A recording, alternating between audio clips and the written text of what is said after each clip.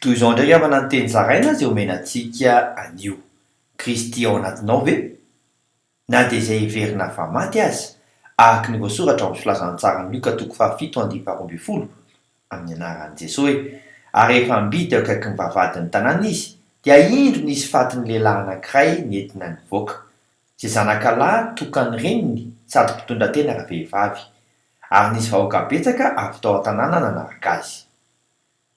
Dia ho velominy indray, araka ny ao amin'ny filazantsarany Luka ihany 7:14-15 amin'ny anaran'i Jesosy hoe: ary nanantona izy ka nanendry ny trano vorona, dia nijanona izay nilanja.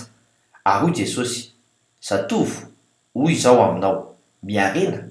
Dia niarina ny maty sady niteny ary dia natolo ny tamin-dreniny. Ary ho tsapanao fa Andriamanitra mitsinjo anao izy.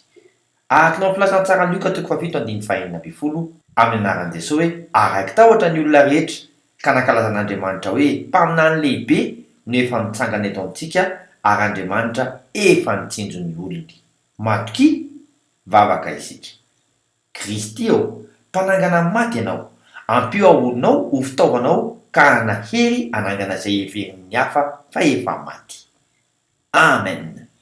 Mandra-piaona tompoko, fiadanane.